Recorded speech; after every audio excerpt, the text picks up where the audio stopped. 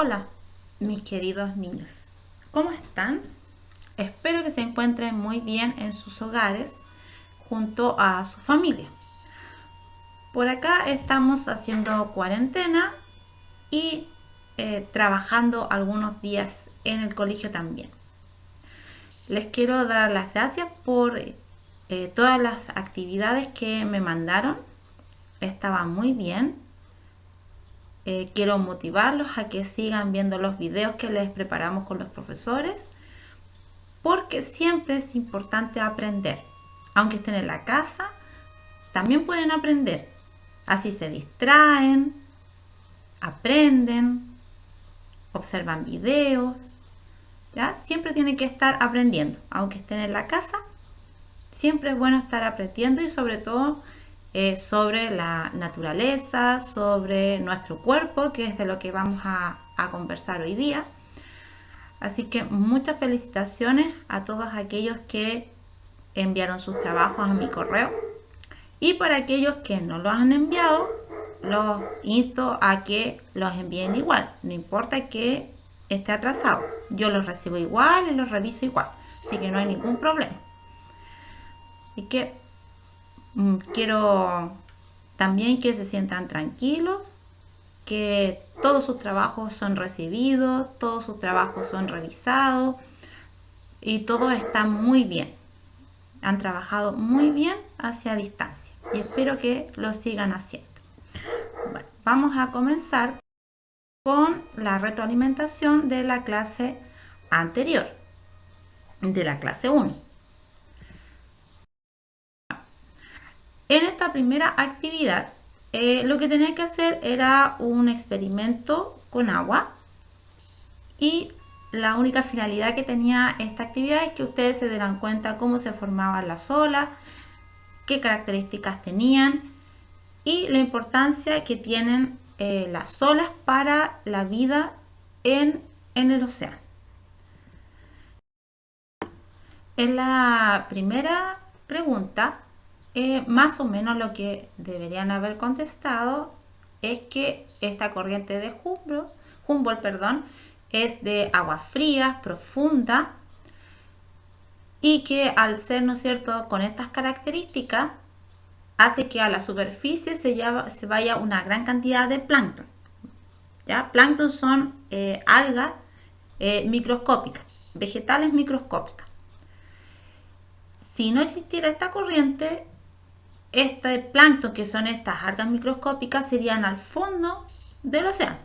Y eso haría que los organismos, peces u otros organismos que viven en este espacio no tendrían de qué alimentarse. Como tienen de qué alimentarse todos estos peces y todos estos organismos, permite que sea una gran reserva de animales marinos.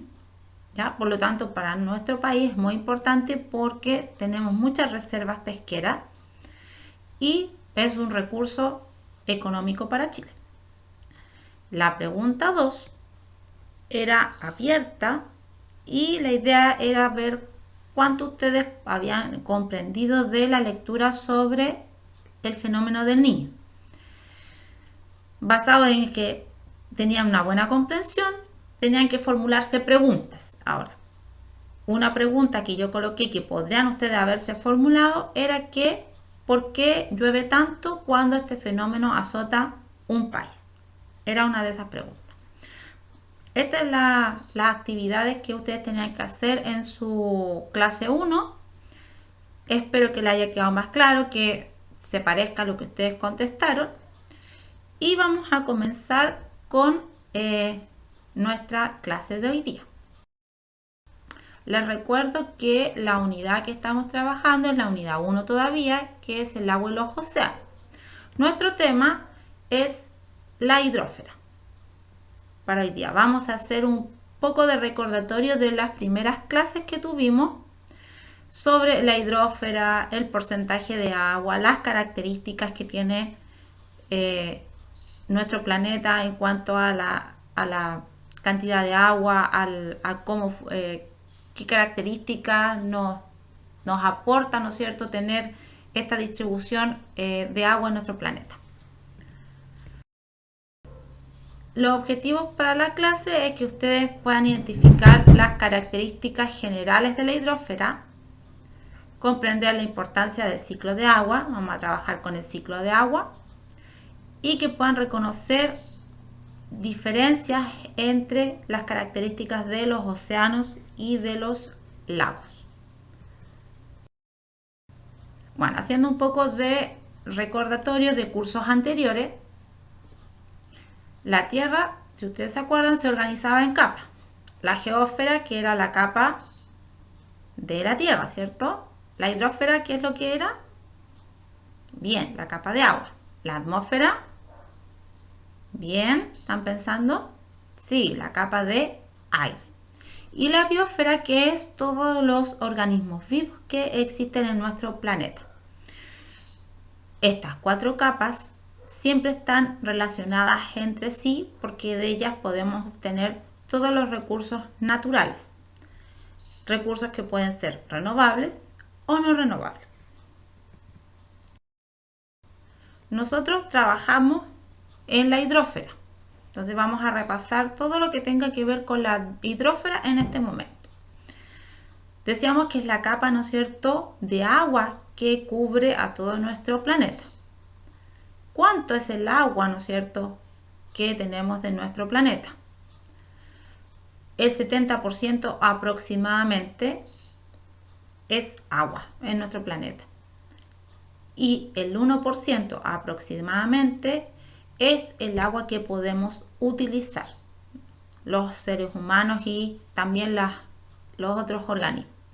Si usted observa los gráficos, aquí me muestran, ¿no es cierto?, el agua completa en la Tierra, lo que les decíamos hace un rato, mares y océanos más o menos 97%, agua dulce un 2,8%, y de esta agua dulce se divide en agua subterránea, agua superficial, la humedad del aire y el suelo, y de los polos y los glaciares, cada uno con su respectivo porcentaje.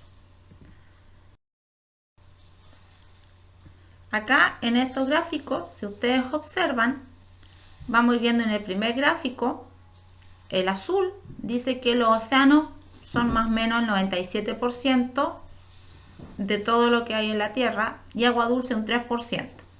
De esta agua dulce vemos el gráfico que viene a continuación, que es el gráfico más celeste, más oscuro, donde dice que esta agua dulce, que es el 3%, se distribuye el 79% en los casquetes polares y glaciares, el 20% en aguas subterráneas y el agua dulce superficial, que es la que tenemos, ¿no es cierto?, de más fácil acceso nosotros, es solamente el 1%.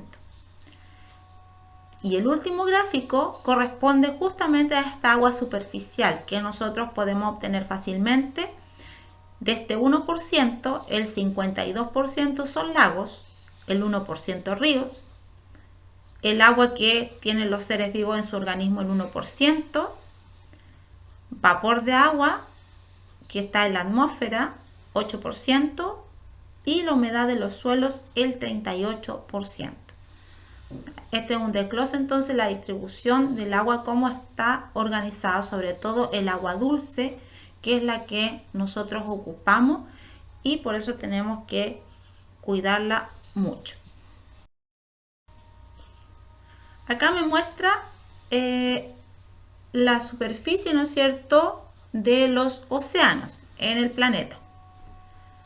Sabiendo que nuestro planeta tiene aproximadamente 510 millones de kilómetros cuadrados, los océanos sabemos que cubrían más o menos el 71-72%, y eso equivale a ¿cuánto? A 360 millones de kilómetros cuadrados. Y la Tierra más o menos es un 29,2%. Por lo tanto, en la tablita que vemos ahí tenemos el hemisferio norte y hemisferio sur. En el norte, el continente equivale al 39% y en el hemisferio sur, el continente, lo que es tierra propiamente tal, equivale al 19%. aproximadamente. En el hemisferio norte, el océano corresponde más o menos aproximadamente al 60,7% y en el hemisferio sur, que es donde vivimos nosotros, el 80,9%. Ahora, la mayor cantidad vemos que es de agua salada, de lo que es océano. Pero ¿qué contiene esta agua salada? No solamente contiene sal, contiene también otra sustancia. Y aquí en estos gráficos nos indican qué es lo que contiene. Tiene varios tipos de sustancias químicas. Entre ellos podemos mencionar que lo que más tiene es cloruro, que es un 54,3%, y sodio, que es un 30,2%. El cloruro, al mezclarse con el sodio, forma lo que conocemos como la sal. Por eso tiene ese sabor, el agua de mar, ese sabor salado, porque contiene cloruro de sodio, que es la combinación del cloruro y el sodio, aparte de otros minerales que están en menor cantidad. Bueno, aparte de eso vemos que habían aguas subterráneas, que son el 14% de lo que es el agua dulce. Los ríos y los lagos constituyen un porcentaje mucho menor. Ahora, en los esquemas, si ustedes se fijan, me muestran, ¿no es cierto?, dos cosas. El primero me dice que tengo un nivel freático bajo. ¿Qué significa esto? El nivel freático también se le puede llamar capa freática o napa freática. ¿Y qué es lo que es? Es la distancia medida entre el agua subterránea y la superficie. Es decir, en el primer cuadrito o en el primer dibujo, el nivel freático es bajo. ¿Por qué? Porque la distancia entre la superficie y la agua subterránea es mucho. Por lo tanto, para poder llegar a esa agua subterránea es más difícil. Hay menos agua subterránea cerca de la superficie. Por eso, si ustedes ven, el flujo del río es mucho menor. Porque el agua superficial el agua subterránea está mucho más honda. A diferencia del segundo esquema, donde dice que tengo un nivel freático alto. En este caso, la distancia entre la superficie y el agua subterránea es menor. Nivel freático alto quiere decir que tengo más cantidad de agua cerca de la superficie, por lo tanto, surge esta agua hacia los ríos con mayor cantidad y hacia, ¿no es cierto?, lagos, por ejemplo. Mucha mayor cantidad.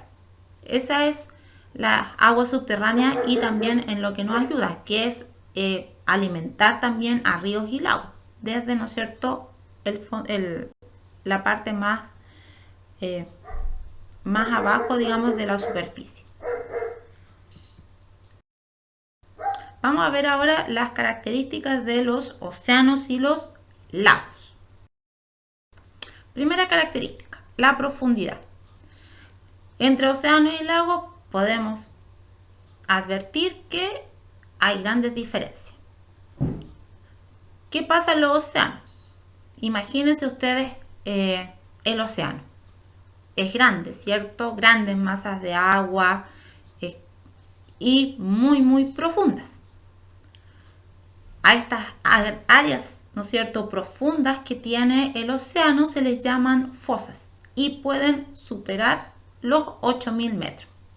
Después vamos a ver que en esa profundidad no hay mucha vida porque no llega luz solar. No atraviesa la luz solar hasta tan bajo. A diferencia de los lagos, que son acumulaciones de agua que están en partes hundidas de los terrenos, como las partes que se hunden son mucho menores, la profundidad también es menor.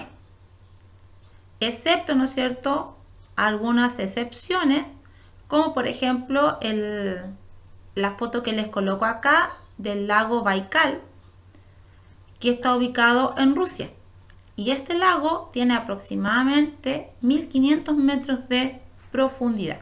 Es una de las excepciones. ¿ya? Pero en general los océanos son mucho más profundos que los lagos, ¿ya? Teniendo, como les decía, hasta 8000 metros de profundidad.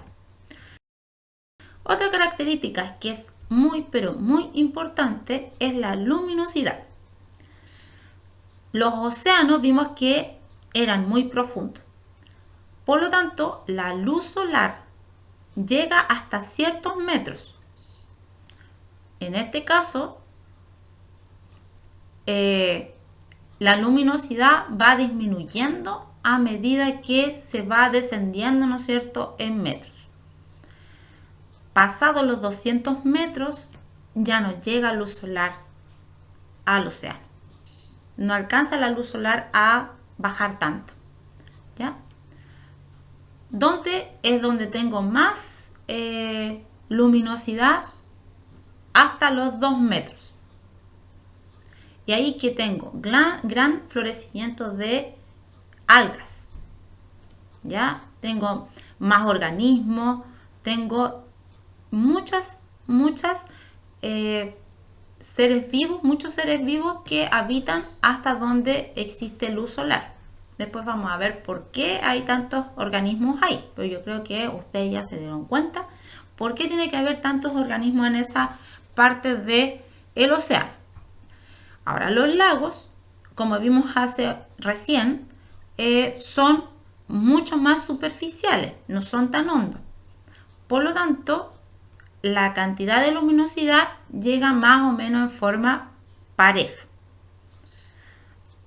En los lagos que son profundos, como el ejemplo que vimos anteriormente, obviamente, pasados los 200 metros, también, ¿no es cierto?, la luminosidad va a ser escasa. Pero como los lagos en general no son tan hondos, la luminosidad va a ser buena y eso va a permitir que se desarrolle todo lo que son vegetales acuáticos y fauna marina en esos lagos. La temperatura es otra característica muy importante. Los océanos, al ser, ¿no es cierto?, expansiones de masas de agua tan grandes, solamente están templadas en la superficie, en sus capas superficiales. Dependiendo de la zona en que se encuentren, pueden fluctuar entre los 10 y los 30 grados. Lo que sí, en las zonas que son profundas, la temperatura va disminuyendo. ¿Por qué? Porque si lo asociamos con los rayos solares, no llegan tan hondo. Dijimos que hasta 200 metros, 2 metros era como lo ideal. Por lo tanto, a mayor profundidad va a haber menor temperatura. Si se fijan en la imagen, lo que está en color rojizo, naranja, son aguas que son cálidas, que les llega, ¿no es cierto?, mayor radiación solar. ¿Saben en qué parte del globo terráqueo está eso? Piensen. ¿Sí? ¿Dónde están? A ver. Bien. Todo eso que está de color naranja, ¿ya?, y más rojizo sobre todo, esto es lo que está a nivel del ecuador, sobre todo lo que está más rojo. ¿Por qué? Porque la radiación solar llega en forma más perpendicular ahí, por lo tanto tengo zonas más cálidas, que son los trópicos. Todos los países, ¿no es cierto?, que son tropicales, que, ¿no es cierto?, tienen una gran vegetación, gran fauna de muchos colores, y a medida que vamos avanzando hacia los polos se va tornando celeste y azul. Donde está el color azul son las aguas que están más frías, porque obviamente les llega menos radiación solar, por lo tanto al regarle menos luz solar son aguas más frías, y tengo otros tipos de organismos, que eso es lo que también les quería comentar, que dependiendo de las temperaturas es los tipos de organismos que tenemos. Ustedes se fijan ahí, ¿no es cierto?, hay unas imágenes de peces que se encuentran en ciertas zonas solamente, ¿ya? No están en todas zonas porque obviamente tiene que ver con la alimentación que ellos encuentran y tiene que ver con la temperatura que ellos soportan, que a ellos les es más agradable vivir ahí. La temperatura de los lagos, a diferencia, como estábamos viendo que no son tan profundos y son relativamente parejos, la temperatura es uniforme. Pero sí puede variar de acuerdo a donde se ubique el lago. Si está, como vemos en el mapa, si está más cerca de los polos va a ser un lago más frío. Si está más cerca de los trópicos van a ser lagos más cálidos. Y además varían de acuerdo a la estación del año. En los países que tienen las 4 estaciones o 2 estaciones marcadas, se puede, ¿no es cierto?, dar este cambio de temperatura. Por ejemplo, en Chile, ¿cuántas estaciones tengo? 4, bien. Bueno, ahora no se encuentran las 4 como bien marcadas como era antiguamente. Ustedes saben que por el cambio climático que estamos sufriendo, las estaciones del año hay algunas que se van alargando, sobre todo las cálidas y las frías, y las intermedias son las que están desapareciendo de a poco. Pero todavía podemos diferenciar las 4 estaciones del año. Por lo tanto, en nuestro país, los lagos, la temperatura de los lagos va a depender primero de dónde se ubiquen, si es al norte o al sur de nuestro país, y también en la estación del año que nos encontremos, si es en verano, en invierno o primavera y otoño. La presión es una de las características que tienen también nuestros océanos y lagos. La presión es como es un peso, podríamos decir. Entonces, si es como una carga que se lleva a medida que uno va más profundo en los océanos, esta presión va a ser mayor, porque va a ser como que tengo un peso más grande mientras más abajo voy en el océano. ¿Esto por qué se da? Se da principalmente, como les decía, cada vez que se va más profundo, hay una mayor presión. Y esto principalmente, como les estaba mencionando, era por la cantidad de sales que tiene el océano. Estas sales disueltas hacen que el agua del océano sea más pesada. Entonces, a medida que uno baja en profundidad, este océano, que es un agua como pesada por las sales disueltas, es como que va pesando cada vez más en nuestro organismo, ¿ya? Por ejemplo, entonces ahí ejerce mayor presión. En los lagos, como son menos profundos, obviamente la presión no va a ser tan fuerte al sumergirse. Además que la mayoría de los lagos son de agua dulce, no tienen tantas sales disueltas, excepto que existen algunos lagos que son de agua salada. Pero en la mayoría que son de agua dulce, esta presión es menor, por la profundidad, ¿no es cierto?, y la ausencia de sales. Eso deben recordar muy bien. En los océanos la presión es mayor porque tengo mayor cantidad de sales disueltas y que es mucho más profundo. En los océanos no tengo sales disueltas, excepto en los lagos que son de agua salada, y la profundidad es menor. Bueno, vamos a ver otra cosa relacionada con la profundidad del mar. Tengo dos zonas, ¿ya?, en el océano. Tengo una zona que se llama fótica y otra zona que se llama afótica. ¿Qué diferencia hay entre ellas dos? La fótica está, como muestra la imagen, en los primeros 200 metros, ¿ya?, bajo el nivel del mar. ¿Y qué características tiene? ¿Se acuerdan qué pasaba hasta los 200 metros? Que comentamos hace un ratito, ¿se acuerdan? A ver, piensen. ¿Qué había dicho yo? ¿Sí? Bien, bien. Parece que están recordando lo que les estoy explicando. Que lo que sucedía entonces es que llegaba más luminosidad. Muy bien. Y si tengo luminosidad, ¿qué se puede realizar o qué cosas pasan? ¿Qué procesos podrían pasar ahí en esa parte del océano? ¿Ah? ¿Sí? Bien. ¿Qué cosa? Bien, la fotosíntesis. Por lo tanto, puedo tener algas, que son plantas marinas y realizan fotosíntesis. Para realizar fotosíntesis, ¿qué es lo que necesitan? Luz, ¿cierto? Necesitan luz para fabricar su propio elemento. Y si hay algas, significa que hay alimento. Si hay alimento, van a llegar una gran cantidad de organismos, como vemos en la imagen, a comer algas, y otros organismos van a llegar a comerse a los organismos que comen algas, y así sucesivamente sigue la cadena alimenticia. ¿Ya? Por lo tanto, la mayoría de todos los organismos marinos habitan en los primeros metros de profundidad, generalmente hasta los 50 metros. Por ende, la zona afótica es la que está debajo de los 200 metros a nivel del mar.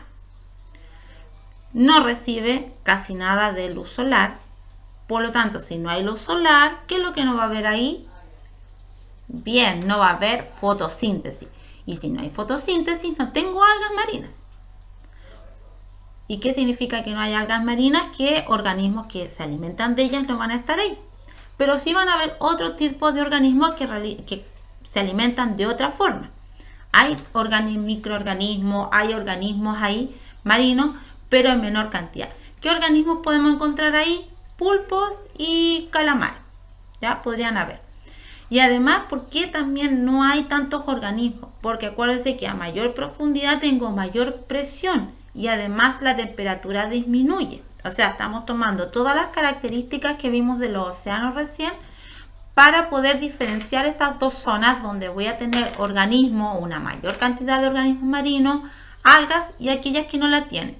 Entonces, mientras más profundidad tengo mayor presión, tengo menor temperatura, no va a llegar luz y esto va a tener como consecuencia que voy a tener una cantidad de formas de vida mucho menos abundante. ¿Ya? Espero que le haya quedado claro la diferencia entre las dos zonas. ¿Ya? Bien.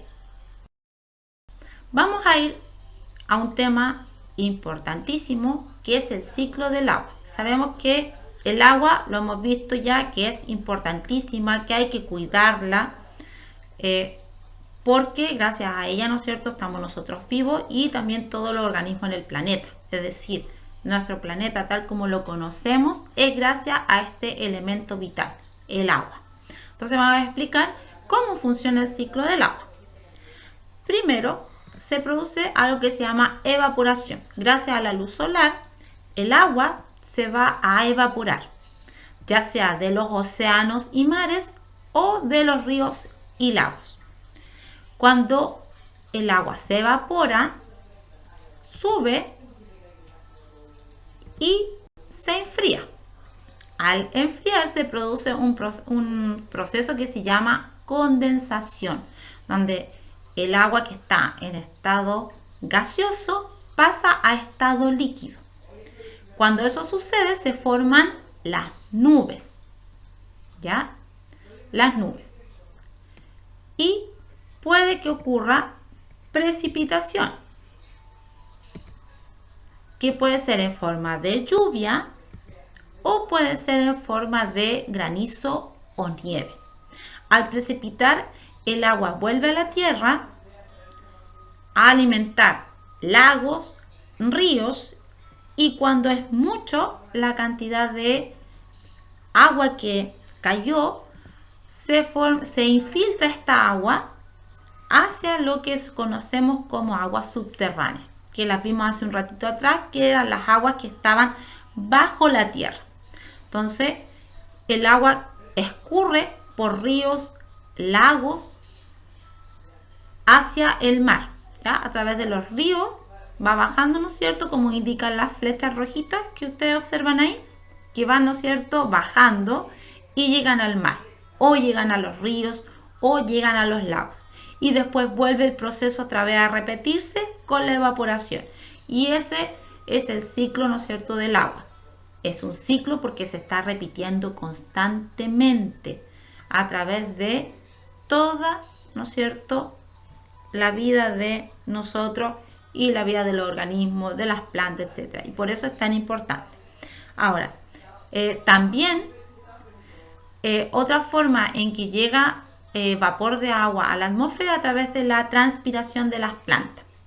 ¿Ya? Las plantas realizan un proceso que se llama transpiración, que no es lo que nosotros conocemos y lo asociamos con transpiración, sino que es cuando las plantas, por acción del calor, liberan vapor de agua a la atmósfera. Y este sube y ayuda a que se formen las nubes también. Entonces es importantísimo el ciclo del agua.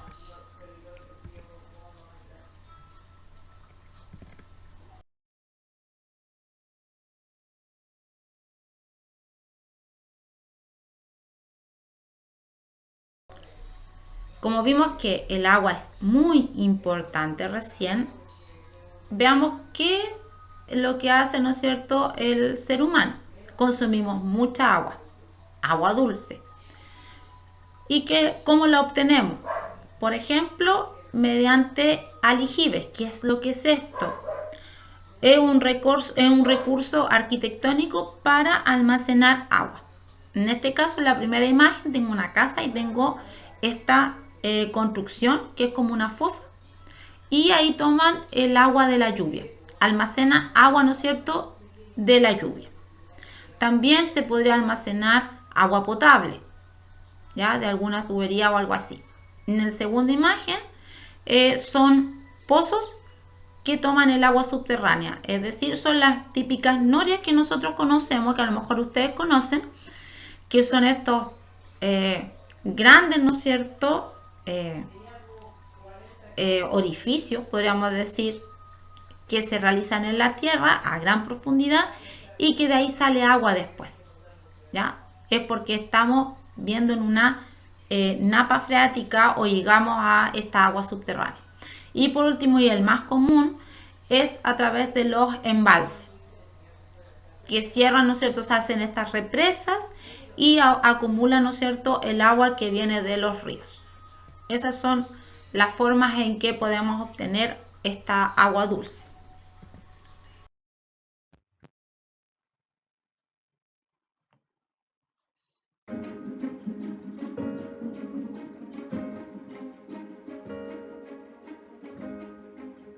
Hola amigos y amigas. Estoy estudiando algo muy importante. ¿Sabían que la mayor parte de nuestro planeta está cubierto por agua? Así es, aproximadamente el 75% de la Tierra está ocupado por agua. Pero lamentablemente no podemos disponer de todo este vital elemento para el uso diario. Por varias razones, las que vamos a conocer hoy. El agua de nuestro planeta se encuentra en diferentes formas.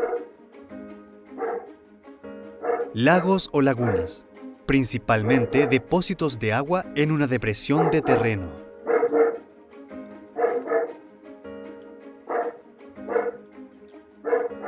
Océanos,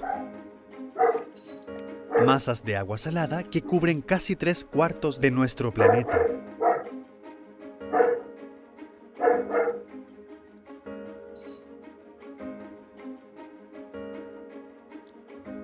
Ríos, corriente natural de agua que fluye constantemente y que desemboca en un lago o en el mar.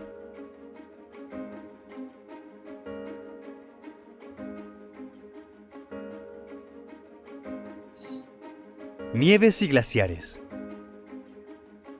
Es el agua que se acumula en estado sólido. Los glaciares se forman cuando la nieve se compacta.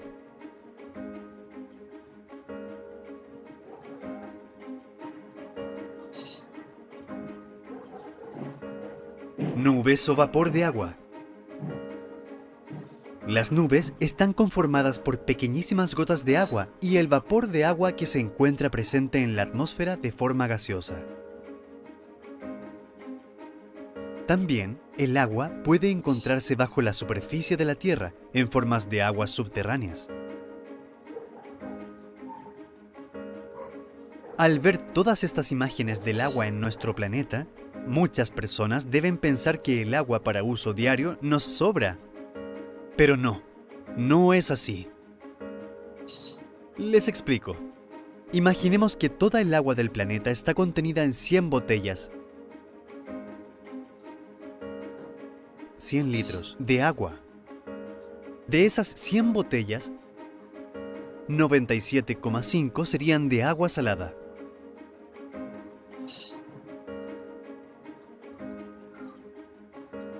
Por lo tanto, no podemos usarla para tomar, cocinar u otras actividades.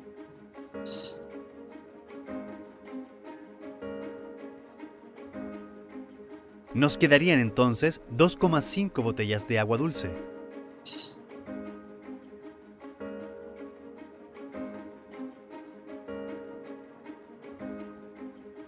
De estas 2,5 botellas, 0,5 sería agua subterránea, a la que no tenemos acceso por estar bajo tierra. De las 2 botellas que nos quedan, la gran mayoría correspondería a hielo, nieve o glaciares. Es decir, agua en estado sólido que tampoco podemos ocupar. ¿Saben de cuánta agua dispondríamos entonces?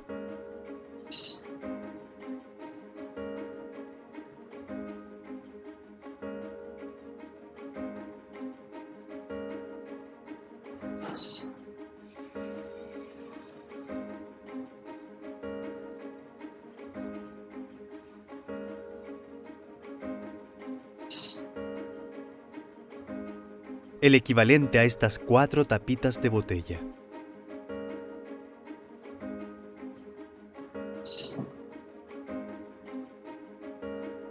Esta sería el agua de los ríos, lagos y la atmósfera.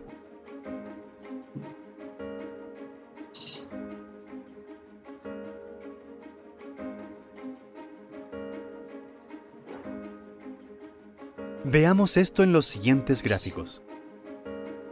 Acá se representa con azul el agua salada y con celeste, en mucho menor cantidad, el agua dulce.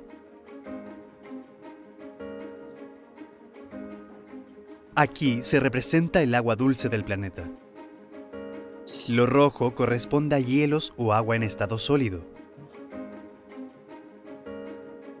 Y esa delgada línea verde representa el agua dulce de ríos y lagos. No tenemos más agua dulce disponible.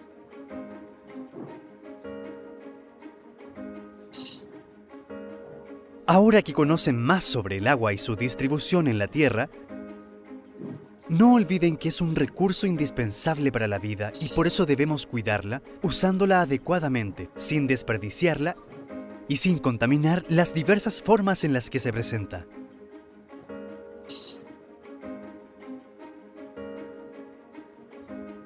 Los invito a investigar sobre este tema. Compartan la información que tienen con sus amigos y familias. Pueden hacer un díptico con esta información. Así lo reparten e informan sobre lo importante de cuidar el agua. De esta forma, crearemos conciencia sobre la escasez de agua dulce que existe en algunas zonas de nuestro país o en otras partes del mundo. ¡Chao! Ministerio de Educación, Gobierno de Chile.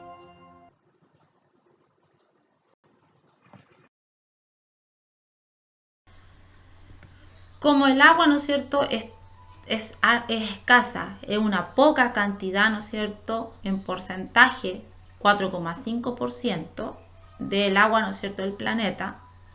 Existen actualmente aguas que le sacan la sal al agua del mar, ¿ya?, y la transforman en un agua dulce. El problema es que tiene un gasto energético muy grande y además contaminan el entorno. Entonces, no son muchas las plantas que hacen, ¿no es cierto?, de sacar la sal al agua de mar, desalinidadora, pero existen, sobre todo en el norte de nuestro país, existen estas plantas que le sacan la sal al agua de mar para obtener de ahí agua dulce, porque ellos, ¿no es cierto?, en el norte tienen mucha escasez de agua dulce, pero sí tienen agua de mar. ¿Qué es lo que tengo que hacer? Actitudes necesarias. evitar contaminar el agua, ¿ya? La que está en la superficie o aguas subterráneas con pesticidas y cosas así. Tratar de reciclar lo más que puede el agua, ¿ya? Y ahorrar agua. Procurar no consumir más del agua que voy a necesitar. Duchas cortas, por ejemplo, ya eso lo conversamos en clase si ustedes se acuerdan, ¿ya? Entonces ustedes traten ahora que están en la casa de ahorrar agua también. ¿Ya? ¿Se acuerdan que les mencioné que se podían colocar unas botellas en los estanques de los baños? Y así esa botella ocupaba cierta superficie y ahí se gastaba menos agua en los tanques de los baños. Ustedes pueden ver otras formas de que pueden guardar agua, pueden ocupar el agua que sobró de alguna cosa, echarla a las plantas y así sucesivamente pueden contribuir a que podamos cuidar nuestra agua. Aquí vemos unas imágenes que nos muestran qué pasa cuando contaminamos el agua, ¿ya? Lleno de basura. Y ¿cuál, no es cierto? ¿Qué es lo que tengo que hacer? Como les decía ahí, el estanque, duchas cortas, sí. Regar, ¿no es cierto? Más que nada en la noche y no en el día porque hace mucho calor, en el día se consume más agua. Y evitar que las aguas, por ejemplo, las llaves malas que están goteando, arreglarlas, porque estas gotitas de agua que uno ve que es una gotita, puede ser mucha agua la que estoy desperdiciando a través del tiempo. ¿Ya? Ahorremos agua siempre. Siempre hay que estar cuidando nuestro recurso vital. Bueno, para que fortalezcan lo que yo les he explicado, les voy a dejar estas actividades en la página 29 y 44 de su libro de Ciencias Naturales para que las realicen y después me las envíen a mi correo, al que siempre me mandan las tareas.